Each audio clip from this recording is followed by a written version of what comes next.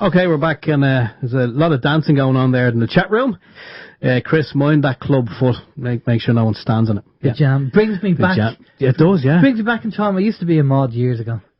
Did you? I had the Parker jacket and everything, yeah. Oh. Those were the days. Yeah. Right, we have a pre-record now. We got a phone call from a chap called Jasper Hampton, who lives down in Cork, and he's doing sterling work getting time banks up and running.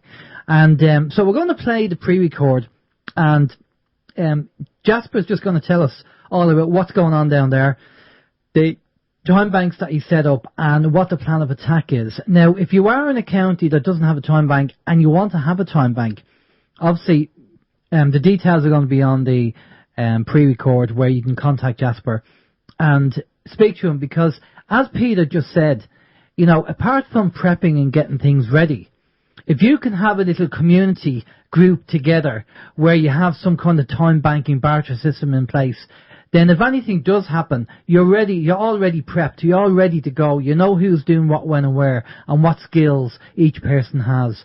And I urge people to do this. Even from a community-based point of view, it takes the money out of the system. And if you can give an hour of your time to do some, say, decorating, and somebody else can come and fix your car, it's all about the labour. It's not about products, swapping products. You know, it's all about the labour. Now, obviously, how it works basically is that if somebody comes along to fix your car, you're going to have to buy the parts. It's all about the person working on the car, giving the labour. And as the we'll put the interview on. I think we've covered it. We talked about a couple of examples in the actual Time Banking podcast. So we'll just play the actual podcast, and then we'll see you after this. Hi Jasper, welcome to Open Your Mind Radio. You gave us a phone call the other night regarding time banking. You're located down in Cork. Can you tell us what you're working on and what's going on down there? Yeah, absolutely. Thanks for having me on the show. Okay, I've been involved with the Clonakilty Favour exchange now for 2 years, and we're after giving it a reboot this year, and things have picked up pace. It's actually busier than I've seen it now for the last 2 years. And we've come across a new software platform, and we're rolling it out in Ireland. It's called Time and Talents. It's used by the Timebanking UK, and it's developed by Our World in America. There's 600 time banks on it, and it's basically the platform we've been waiting for, so we can roll it out into other towns and neighbourhoods. Excellent. And can you tell us how many time banks are set up or in the process of being set up at the moment?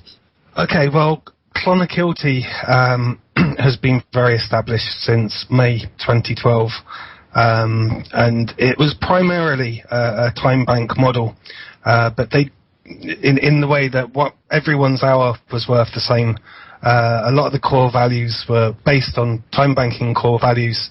The only difference is they had favour fares back in the early days, where goods were being swapped. So we've got rid of all that now for the time being, and we're just basing it on the time banking model. Fairly recently now, a couple of our coordinating teams said, "Oh well, actually, you know, we live close to another town. Maybe we should start one there." So I said, "Okay, fine.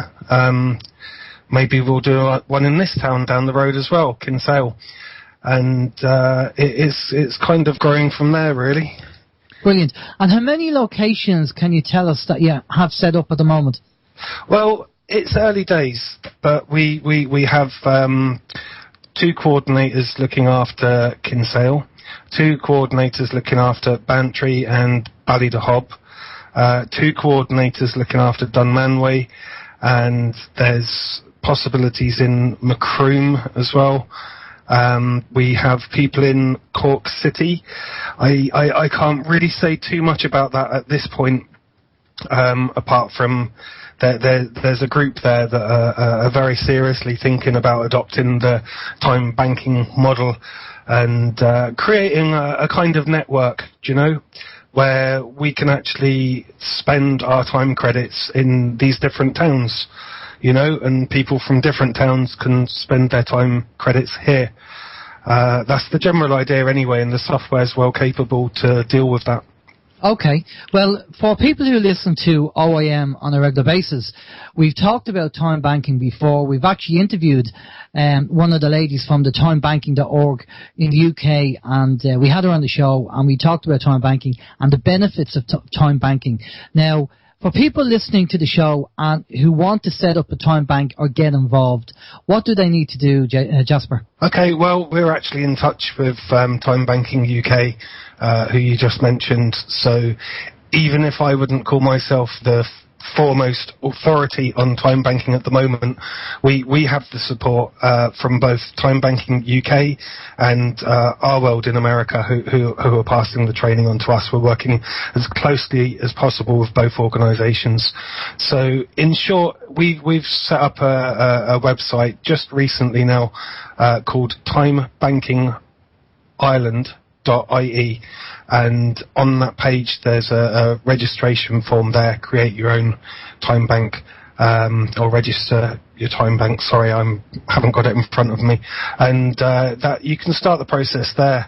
We're very interested in linking up with other coordinators, anyone else who's interested, and pulling together and trying to create a network around Ireland. My way of thinking is, if they've got 30,000 people involved in the UK time banking now, about 3,500 of them are organisations rolled out across about 300 different time banks. So if they can do it there, I see absolutely no reason why it can't be rolled out on a similar scale in Ireland. Excellent. Well, I think it'd be great. I mean, we've talked about it time and time again on the show, and basically what time banking is just a form of bartering, but you're bartering your time. Is there anything different with your time banking compared to the other time banking that's out there, or is it still based on time? There's no goods, I believe there's no goods to be transferred. Do you want to clarify that for people, that it's not about transferring goods, but it's about time? Yeah, and bartering, is a tricky kind of, it's a word I'd say the time banking community would avoid using, because there aren't any goods involved, absolutely none at all. And, the magic of it is one person could be a solicitor and another person could work at a shop counter, and their hours would be worth the same. Everyone is equal, so it's just time. Yeah. Now, I think we need to clarify this again for people, because I've had these questions regarding time banking. And if you get somebody who wants to join the time bank, and they are a solicitor, and they say, well, my time's more valuable than the person down the road because I'm qualified. Well, at the end of the day, an hour is an hour. It doesn't matter whether you're a solicitor or whether you are unemployed. An hour is an hour. There's my time's more valuable than his. If you want to join the time bank, just do the work or the labour that's equivalent to the hour that you want to offer. There won't be a case that one person's a brain surgeon, the other person's unemployed, and their time is more valuable. It doesn't work like that, and it won't work if we took that stance. An hour is an hour. So what you do is decide what you're happy to barter with, whatever service you want to offer. And one of the cases we've heard about, and we've said this before on the show, and people will say, well, I don't know what to offer. I've no skills or anything else. Well, let me tell you a story I heard very quickly. We heard that there was a paraplegic who actually joined the time banking over in the UK.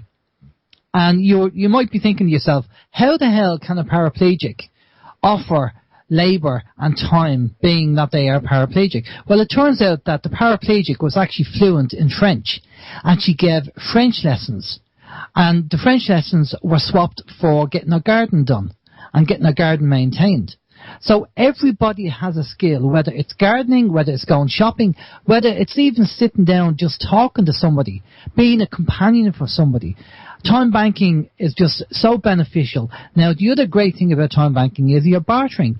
You're not exchanging money. So no money is going to exchange hands, and the government can't tax it because there's no money involved. That's the beauty of it. And with the economy the way it's going at the moment, this kind of system, this kind of facility that's set locally is going to be a godsend for a lot of people. And bearing in mind as well, a question that was said to me today, I was over in the hub today, and they said, what about these people who are takers and will just keep taking the service but not give? Well, actually, it works like this. You only get credits by the time that you give, so you can't take unless you have a credit. So basically, you have to give your time so you can buy a credit to use somebody else's time. Now, obviously, the logistics might need to have to be sorted with that. And I'm not too sure, Jasper, if you can tell me what they're doing in Clonakilty, do you have a kind of... Do you give somebody like 3 credits to start off with, and then after that they have to build on it, or what way do you do it? Well, first of all, it's kind of hardwired into the core values that everyone is an asset. Everyone has something to give, do you know? And with that in mind, people are encouraged to come onto the system, and they're given, interest-free, obviously, ability to go minus 25 hours, basically. That's the way it works. And then if they start going to the 25 hours, then one of the coordinating team members would contact them and try and encourage some trading. But I in the 2 years that I've been involved with Clonakilty, I haven't really seen anyone obviously try to take advantage of the system. Yeah, I think you're very generous with your 25 hours. I think I'd give 5, to be honest with you. But no, that's great the way it is. Now, the other thing as well is that, and it's very important, that you're going to be putting together a constitution. So whoever joins the Time Bank will actually read the kind of constitution, because people being people, sometimes people have different agendas and different ideas. At least if you start off and you have a constitution and everybody agrees to it and signs it, then if there's any issues, you just refer back to the constitution. Do you want to expand on that? Yeah, well, we didn't know what to do, to be honest, because in many ways it's just a directory. A little bit like the Yellow Pages, but different. It's just a directory of people. So, there were a lot of people for a constitution, and there were a lot of people avidly against it, and taking it in that direction. It's the difference between, are we an organisation or are we just a bunch of friends doing each other favours? In the end, it was decided that, yeah, we would do that, at least in Clonakilty anyway. And so that got put into motion just recently. Yeah, I think it's a good idea. Just to kind of keep everything, there has to be some kind of rules and regulations, to be honest with you. And I personally do think it's a good idea. Steve, do you have any questions or anything you want to add to speak to Jasper about? Yeah, well, I'm actually on the website here now at the moment that Jasper spoke of, timebanking.ie. And we've kind of had it before where people hear about time banking, and as you mentioned, Alan, and it's true, some people say, oh, I don't have any skills. And there's a lot of people around like that who believe they have nothing to offer. And on the timebanking.ie, on the left-hand side, our exchange, there's a nice little graphic there, and it shows you from start to finish exactly, to me, it's actually summed it up, time banking in a nutshell. Like, you have Stanley here at the beginning, and Stanley's after getting involved, and he wants to move forward. So you can see what Stanley does, and then it moves on to Martha, and it kind of goes around in a nice circle, 360 degrees. And there's also a nice quarterly statement there as well. Now, I don't know if the statement will be mailed out or emailed, but it looks, it's there. It's in black and white. Well, it's in lovely colour, actually, where people can see exactly what it is. And just on the other website there, which is All Ireland and FavourExchange.com, again, it's a lot of information there, and there's a lovely core value section, and there's an FAQ section as well. And I think it answers a lot of the questions that people may have. Like, there's questions that we probably wouldn't have thought of. I mean, we would automatically assume that people want to do something to earn credits, so then something, they can help people and people can help them. But it does say here on the website that obviously you can donate your time and you can give your credits away. And as Jasper said, all time is equal. So everybody is equal, no matter where you come from. I don't know, from the man who sweeps the street to the man who runs the country. Everyone is equal under time banking. And I think that's the beauty and the simplicity of it, is that everybody is equal. No one is above anyone else. And even that you can give your credits away, I think that's fantastic, because some people may be in a position where they can offer a service and they don't really need anything back. They're comfortable enough, and even people like that, then they can donate the credits and give them away, and I think that's an absolutely fantastic thing as well. So it's not all kind of give and take. You can just give if you so wish. Obviously, people who just take all the time, that's not going to be tolerated, but it's something that we spoke about on OYM for a long, long time, and it's kind of different models have come and go. But I have to say, from what I've seen on the website, Jasper, it looks like a lot of thought has actually gone into this. And for the first time in a long time, I'd say this is probably something that's going to work. It's going to work well. And I suggest that it's probably going to be around for a long time. And as Alan alluded to as well, with the economy, the way things are today, I think now is probably the right time for this. Yeah, well, it has been very well thought out, but not by me. There's a blueprint that's been created over the last 25 years. Originally it started off in 1972 in Japan, time banking. Yeah. It was a slightly different model to what started in the States. I think it was 1992, Dr. Edgar Khan, I think his name is, started rolling it out in America, and that's where the core values basically come from. And I forget now, was it 10 or 15 years ago it came over to the UK, and so it's got a very well established blueprint of core values and ways of doing things. It's a turnkey situation for Ireland. That's the way I see it anyway. Yeah, definitely. Well, I think what you're doing is fantastic, Jasper. Now, I know you want to get involved as a training coordinator and do the training, because at the end of the day, we are a big believer in the philosophy of, don't give a man a fish, teach him how to fish, and he'll go off and be able to do his own thing and pass that information on. And obviously, you're going to be the training coordinator to teach people and then set them off on their way. So what do people need to do if they listen to this interview with yourself and go, I want to do that, I want to set one up in my local area? What do they need to do? Tell us what they need to do. Well, rolling out the technology platform is very easy. That can be set up in no time at all, and it can be connected to a hub of a network that's being rolled out online in Ireland. So that's the easy part. With social media, say in Kinsale, I put a Facebook up, and I only knew a few people there, so I added 3 or 4 people. By the next day, there was 60 people. A few days later, 15 people had signed up. So that's one area that it worked in quite well. Now, the next stage is you've got to have a membership coordinator, or someone who's traditionally known as a broker in the time banking community. And their job now would be really touch base with all the new members. You can't just have a bunch of members and leave them to it and hope for the best. You've got to interact with them. You've got to say, what do you want? What do you need? And get a good understanding of all the members, and actually encourage them to post up their offers and their requests and any announcements up on the portal. And once that's done, they'll all be there on the portal, on the website for everyone to see, and they'll also get emailed out every Friday morning in a newsletter, the requests and the offers, any announcements as well, if there's any community events going on, because it's as much about community building as anything else.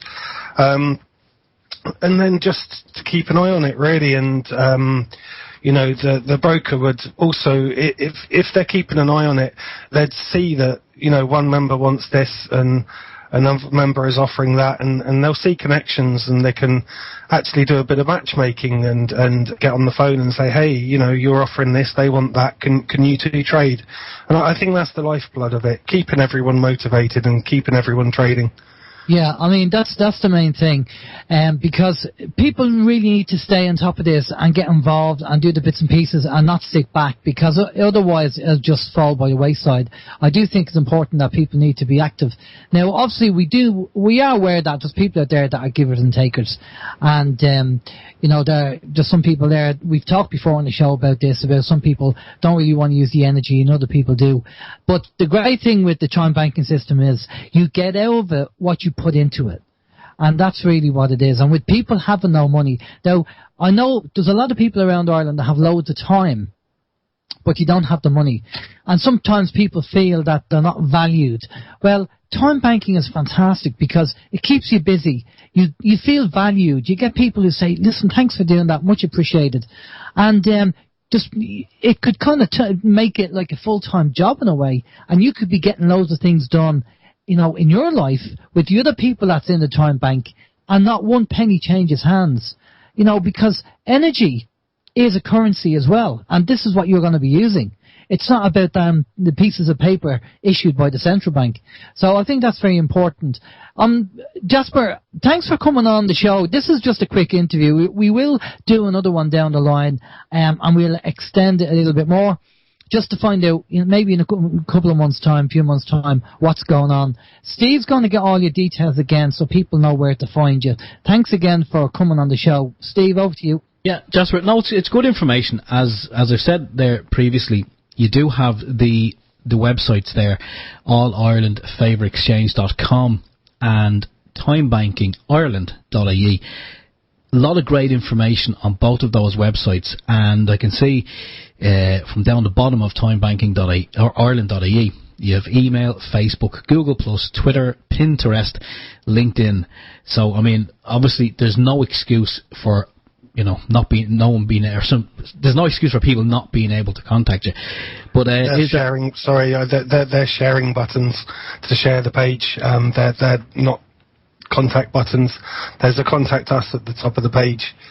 Sorry, I didn't mean to cut across you there. No, that's fine. Yeah. No, I'm glad you pulled me up on that. So they're sharing buttons. Okay, I didn't know that. But yeah, no, there is a contact us at the top of the screen, so people who are interested can obviously contact you there. Just in closing, do you want to maybe just kind of sum up time banking and sum up what you're doing, and maybe just give the site a little promo? Well, yeah, I mean, you know, one message I would like to reiterate is, you know, it's as much about community building as it is trading. It's very much about, you know, reintroducing the notion that if you run out of sugar, you could pop over to your neighbour and ask him for a bit of sugar. Do you know, it's the same principles, really. And also, another big thing about it is it's very much designed to be confidence building for some people. There might be some people in the community that wouldn't ordinarily interact with the community, and the time banking is the sort of thing that might help these people interact with people where they wouldn't ordinarily do so. So that's just another couple of aspects of it that I'd like to get across. Do you know, the only other thing that I'd say is I'd like to put out a call to action. Anyone who's been involved in any of these schemes before in the past, you know, that have gone quiet or aren't functioning as well as they could be, feel free to get in touch, do a bit of networking with us, pull forces, and, you know, see what we can do. Brilliant. Jasper, again, thanks again for coming on the show. Much appreciated. And just...